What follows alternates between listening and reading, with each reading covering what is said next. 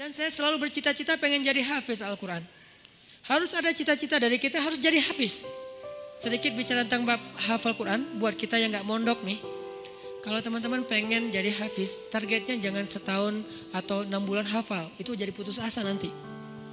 Memang motivasinya ada orang yang 3 bulan hafiz, 6 bulan hafiz, setahun hafiz.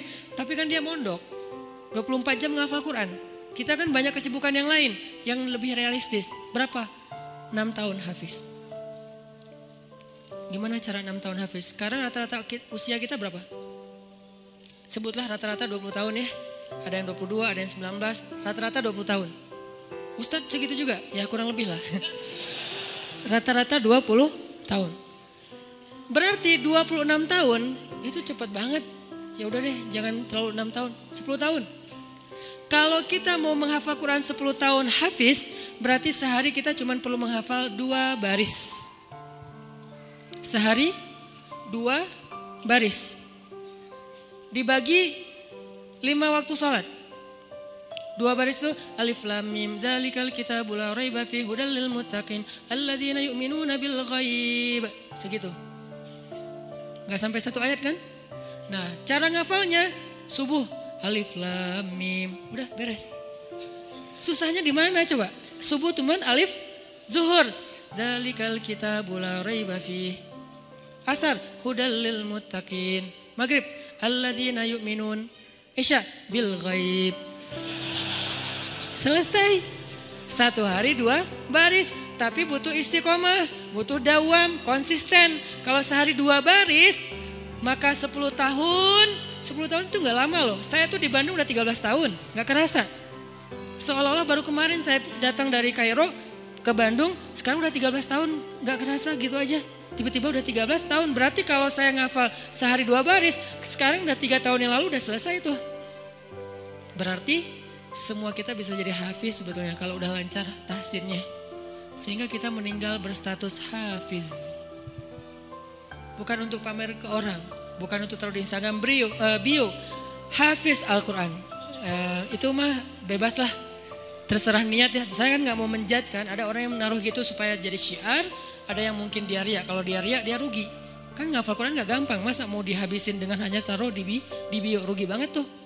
Ini kenapa saya sedikit masukin ke bab hafiz. Saya berharap kalau ada yang dengar ceramah ini jadi termotivasi menghafal Quran, saya dapat pahala dari yang menghafal itu. Ternyata targetnya gampang, 2 baris sehari, 10 tahun khatam. 2 baris itu gampang banget. Alif, alhamdulillah. Zuhur, Rabbil Alamin. Asar, Ar-Rahman. Maghrib, Ar-Rahim. Segitu doang ngafalnya, gampang banget. Kul, Zuhur, ya. Asar, ayyuhal. Gitu doang kan, saking gampangnya. Kapan itu khatamnya Ustadz? Gak tahu pas sakaratul maut kali. Saking pendek-pendeknya. Nah maksud saya, target sebelum meninggal hafiz. Tapi kan kita gak tahu usia kita Ustadz. Memang kita gak tahu, ini mah target semampu kita. Kalau meninggal sebelum 10 tahun, yang penting kita udah punya niat. Siapa yang berniat baik dan tidak tercapai, maka dia dapat pahala kebaikan yang utuh. Siapa yang tercapai, dia dapat pahala 10 kali lipat. Kalau kita meninggalnya usia 40 tahun, usia 50 tahun, udah hafiz. Tahu gak kedudukan hafiz di akhirat nanti kayak gimana? Itu keren banget.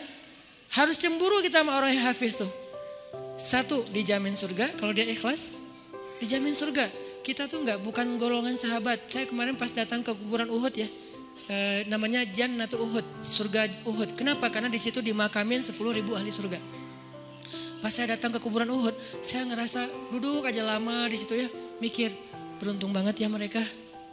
Semua dijamin surga. Duduk di kuburan Uhud itu nggak ada serem-seremnya. Benar-benar namanya surga Uhud. Karena kayak kita duduk di atas taman surga. Kan datang ke kuburan tuh ada agak-agak serem gimana gitu kan. Ini gak ada seremnya sama sekali, nyaman. Merpatinya banyak, hingga di atas kuburan-kuburan itu. Dan di atas kuburan itu kita bisa tahu beberapa. Ini kuburan Sayyidah Aisyah, ini kuburannya Ibrahim anak Rasulullah, ini kuburannya Imam Malik, ini kuburannya misalnya Fatimah, ini kuburannya Ummu Kulsum, putri-putri Rasulullah. Duduk aja di atas kuburan para sahabat. Beruntung banget ya mereka dijamin surga. Kita nggak dapat kesempatan itu karena nggak sezaman dengan Nabi. Tapi kita punya kesempatan lain. Gimana? Hafiz Al-Quran, dijamin surganya. Dengan syarat ikhlas dan tidak berbuat dosa besar. Dijamin surga. 1. Kedua, bisa bawa 10 orang selain mantan ke surga.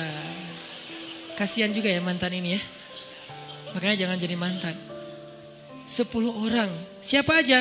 Ayah, ibu, udah pasti tuh. Makanya saya pengen menghafal Quran biar kalau saya khatam, saya ngerasa di dunia tuh belum sempat berbakti sama ibu dan ayah saya.